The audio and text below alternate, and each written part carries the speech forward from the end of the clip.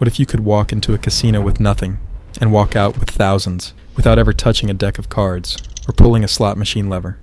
This is the story of Louis The Coin Colavecchio, the man who outsmarted the gambling industry with nothing more than metal, machinery, and the ingenuity of a criminal mastermind. But like every great casino heist, the house always finds a way to strike back. Born in 1942 in Providence, Rhode Island, Louis Colavecchio had an eye for craftsmanship from an early age. He wasn't just good with his hands. He was a genius in working with metal. As a young man, he worked as a jeweler, specializing in high-quality metalwork. But Colavecchio had one fatal flaw. He wasn't satisfied with just making a living. He wanted wealth, and he wanted it fast. But how does a jeweler become one of the most infamous counterfeiters in casino history? One evening, as he walked through the bright lights of an Atlantic City casino, he noticed a stack of tokens, left unattended at an empty roulette table. He picked one up, rolling it between his fingers, feeling the weight, the texture, metalwork like this. I could make this, he thought. The gears in his mind turned. That night, he didn't sleep. He spent hours sketching, calculating, planning. By morning, he had the blueprint for a perfect counterfeit operation.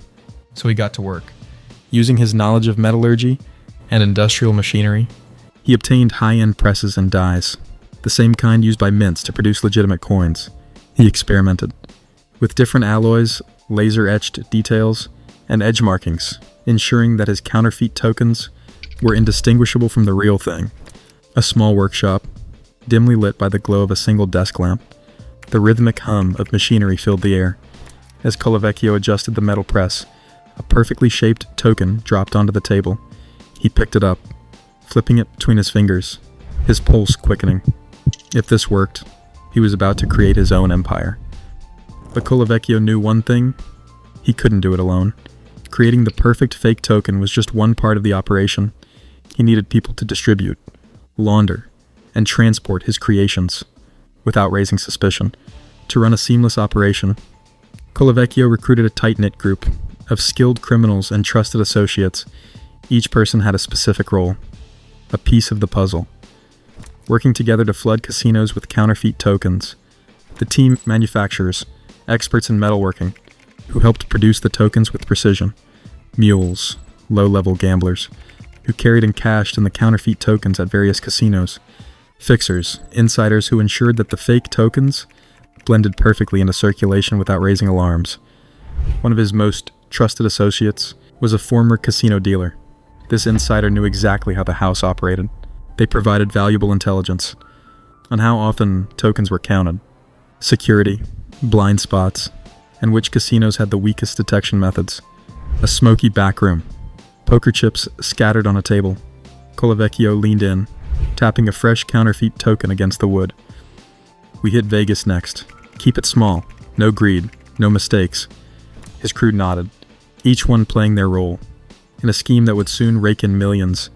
Before we reveal how Colavecchio turned his team into $1 million operation, make sure you're subscribed. We bring you the most unbelievable real-life casino scams. Don't miss out.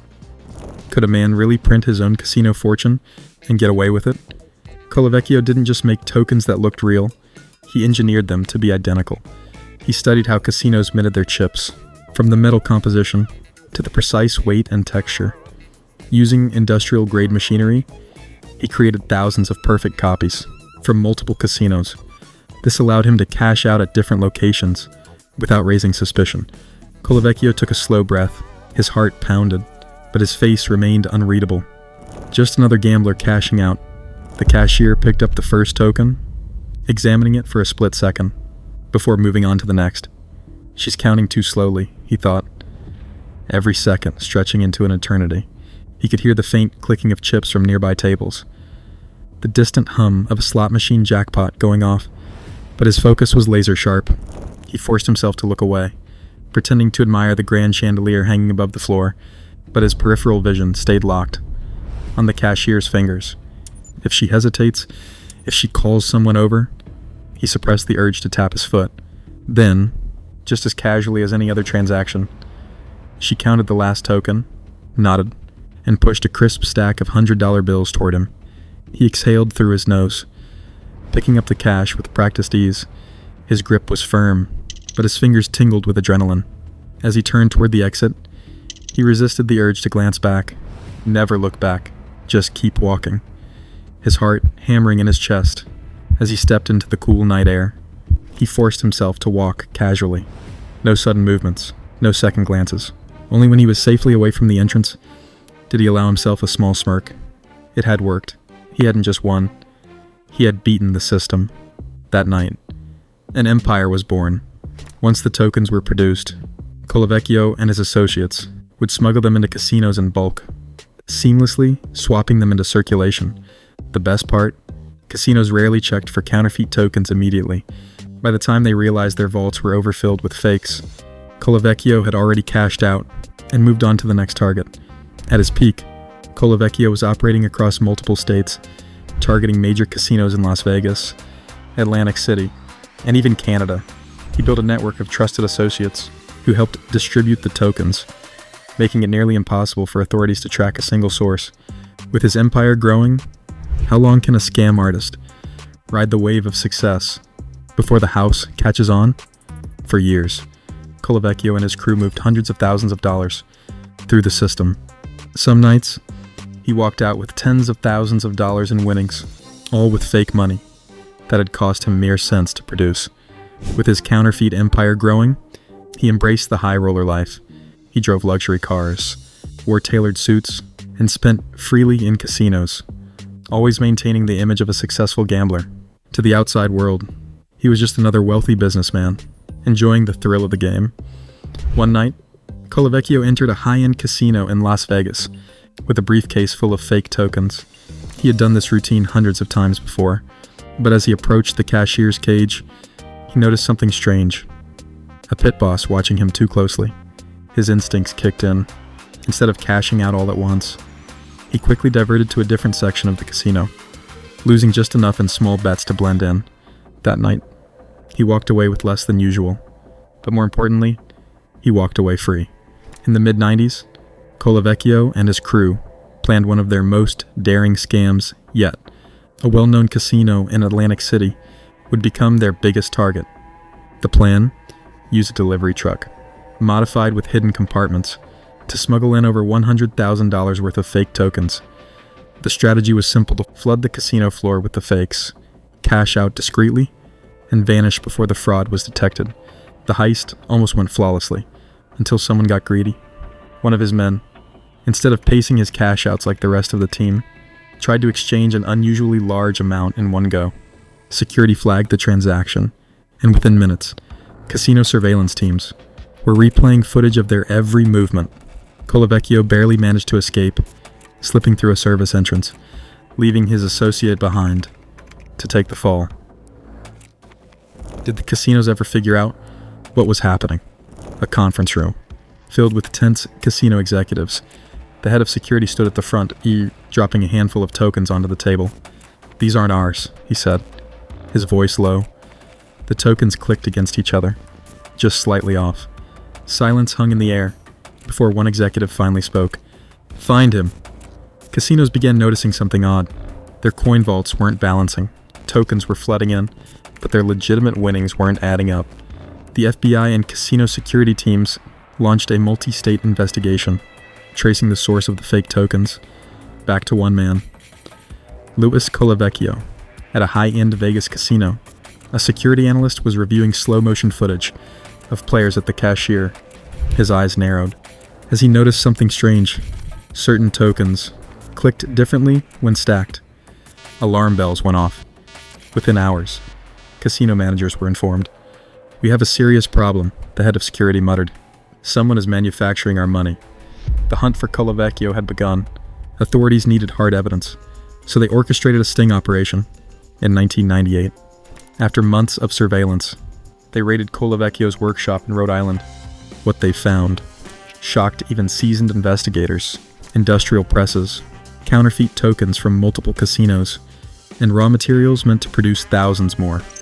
How does a master counterfeiter go from riches to ruin? It was early morning when the FBI smashed through the doors of Colavecchio's workshop. Metal presses screeched, stacks of counterfeit tokens toppled, and Colavecchio himself, was caught mid-production, holding a half-finished casino chip. As the agents cuffed him, one of them smirked, shaking his head. "Hell of a run, Louis." He simply sighed and nodded. He had always known it would end this way. The cold steel of handcuffs snapped around his wrists. For a brief moment, his mind raced. Was there still a way out? The back door was just feet away. The agents momentarily distracted by the stacks of counterfeit tokens spilling onto the floor. But deep down, he knew it was over. He exhaled, slowly, straightened his back, and nodded. If this was the end, he would face it like a king. Colavecchio was charged with fraud and counterfeiting, facing years in prison, but in a twist no one expected. Casinos later sought his expertise. After serving time, he was hired as a consultant by the very casinos he once scammed, helping them improve their security and prevent future scams. While Colavecchio was the mastermind, he wasn't the only one who had something to lose. As the FBI investigation expanded, they tracked down multiple members of his operation. Some were arrested and charged, particularly those involved in the production and distribution of the counterfeit tokens. Others, however, managed to disappear before law enforcement could catch up to them. One of Colavecchio's closest associates, his trusted casino insider, became a key witness for the prosecution. In exchange for a reduced sentence, this betrayal solidified Colavecchio's fate in court. He knew the game was over the moment he saw his former ally take the stand against him. But not everyone involved in the scheme was caught. Some of the low-level operatives, mules who transported and cashed out the tokens, slipped through the cracks. Rumors surfaced that a few of them continued operating in underground gambling circles, using Colavecchio's techniques on a smaller scale, but no concrete evidence was ever found. Ironically, the man who once stole millions from casinos became one of their most valuable assets. His knowledge of coin replication was unparalleled, and casinos wanted to ensure that no one else could pull off what he did. Louis Colavecchio remains a legend in the world of casino scams. His story is a testament to both the brilliance and the downfall of a man who tried to beat the system, not at the tables, but at the very foundation of casino currency itself. What do you think? Was Louis the Coin Colavecchio a criminal mastermind, or just a man who found a loophole? Let us know in the comments, and don't forget to subscribe for more unbelievable real-life casino stories.